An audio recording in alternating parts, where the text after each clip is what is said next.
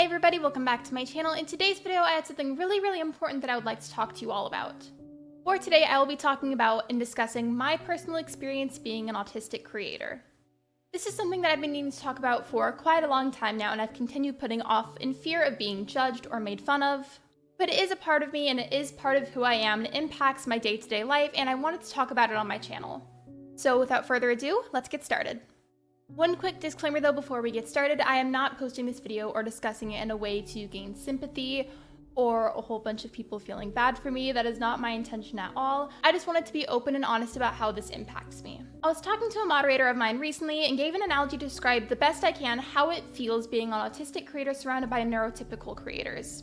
And that analogy was, it feels like I'm in a musical and it's opening night. However, I was the only one not allowed to attend rehearsals and I was not given a script, and I'm being graded on how well I do. Now, in terms of specific traits that I personally have that impact me as a creator, is I really heavily, primarily struggle with interpreting people's tones correctly in chat, understanding them right, trying not to take things too literally because I do that a lot and I really don't mean to. All of that alone generally makes it really easy to get confused a lot. The second thing of mine that I struggle with is black and white thinking. This tends to affect my decision making a lot in terms of my own content. And if you don't know what black and white thinking is, the best way that I can describe it is it's very rigid thinking.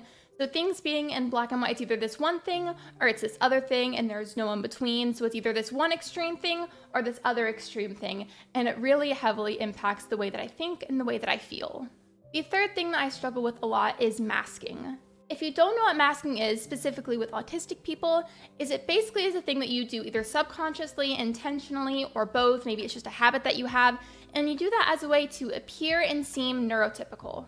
This is often done by a lot of autistic people simply because they were made fun of maybe in their early childhood, or maybe people weren't very kind to them, maybe they were targeted in particular for their traits. And it trains you in your mind to go ahead and cover all of these traits, that way you feel safer and you're less likely to be made fun of.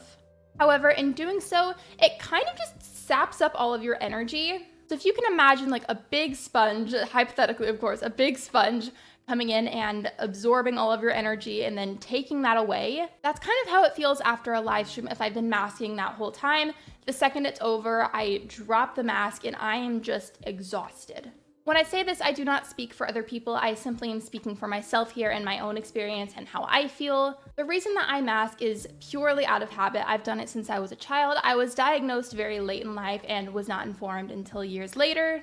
And that has led to having a habit of masking really hard almost all the time. And I'm trying really hard to unlearn that, but it's been difficult. The next trait that I wanted to talk about is difficulty with eye contact. For me, making eye contact with other people is almost physically painful. I cannot hold eye contact for very long. And the reason that I'm choosing to bring this up is because let's say I'm filming like I am right now. Whenever I look at the camera lens, for me, that feels like the equivalent of making eye contact with another person. And so in the back of my mind, I'm constantly worrying, am I making too much eye contact? Am I making enough?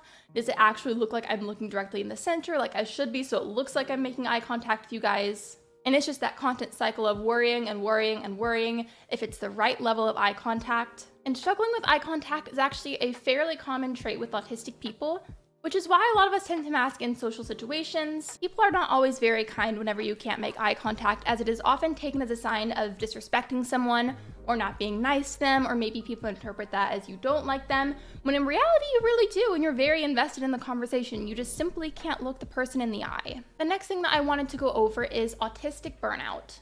In a both subconscious way and intentional way, I tend to treat myself like I'm neurotypical whenever I'm not. And in doing this, it tends to accelerate the rate of autistic burnout happening by quite a lot. And that often leads to a lesser ability to handle stressful situations. It leads to not being able to plan things out very well. It leads to needing a lot more rest, not being able to socially communicate as much. And overall, it's generally very detrimental to my mental health. Another trait of mine that I would like to talk about is really struggling with facial expressions and making the right ones at the right time. I don't really know how else I can word this, but essentially for myself and certain other autistic people is we really struggle with making facial expressions. In my head, I'll think that I'm making the right one. I think I look a certain way, and then I'll go and look at a photo or maybe watch back a live stream, watch back a video, whatever it is, and I realize that I don't look like that. And it honestly gets kind of embarrassing. For me, there's also a lot of moments where I worry that, like, let's say, just for a random example, let's say that I am live streaming. If somebody were to send a super chat, I often worry that I'm not looking like I'm happy and grateful, and I absolutely am. I am grateful for everything. I really, really am. But sometimes my face doesn't show that, even though I truly am feeling happy about whatever it was that was sent to me. So then in the back of my mind, I am constantly anxious and worrying. I'm like, do I look grateful enough? Do I look happy enough? Even though I am those things, I just worry and worry and worry myself to death, basically, over if I look correct or not. And it feels like if I am not constantly keeping up that worry of how my face looks, if I'm making the right faces, if I'm making the right expressions, it's almost kind of like there's this little voice in the back of my head that's just like, hey, are you making the right face? Does your face look right now? Are you making the right expressions? What if you look wrong? What if you look weird? What if you don't look happy enough, even though you really are happy? And it's exhausting, constantly worrying about that, constantly worrying about my facial expressions. Whereas if I choose to actually go and relax and try to unmask during that live stream or that video, whatever it is, I tend to look like I'm very angry, very upset, or bored, even when I could not possibly be any more opposite than that. The facial expressions is the second biggest thing for me in terms of live streams that I struggle with, because I just feel like I can never fully relax and drop my facial expressions to fully feel comfortable, to fully feel relaxed. I feel like I can't do that because I worry that if people come into my stream and they see that it looks like I'm angry or I'm ungrateful, and I feel like that can be off-putting. So of course I want to make myself look happy. Of course I want to be looking as best as possible and to look smiley and make sure that I'm looking correct. As I just said, sometimes there is that situation where in my head I really think I look one way, where in reality I really don't look like that, and it's just a very confusing and stressful, draining scenario for me. I hope my description of my struggles really made sense. I will be in the comments replying, so if you do have any particular questions or comments about that, you are more than welcome to leave them below. The next thing I want to talk about is why I'm even posting this video in the first place, why I'm recording it and choosing to post this publicly despite being really afraid to. Growing up as an undiagnosed child, I had no idea that I was autistic, and there was also next to no autistic representation in any kind of area that I saw or had access to. I didn't really have a role model or anybody to look up to that was also autistic, and it made me feel really alone. And you may be confused because how can I word it like that without knowing I was autistic when I was a child? And my response to that is, I was aware that something was different about me. I was aware that I didn't necessarily match everybody else that was neurotypical. I knew that something was off, I just didn't know what it was until I was older. And now that I have my platform, now that I'm an adult and I have my own YouTube channel and I can speak freely if I want to, I am choosing to be a lot more open about my autism in hopes of being a role model for somebody else. Because I know that whenever I was younger, I would have really appreciated seeing somebody like that.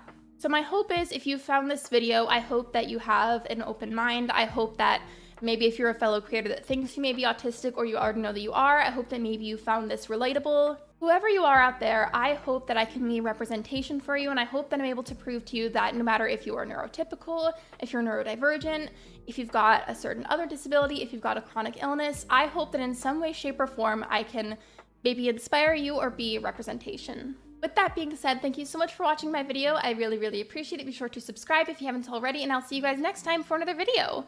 Bye, everyone!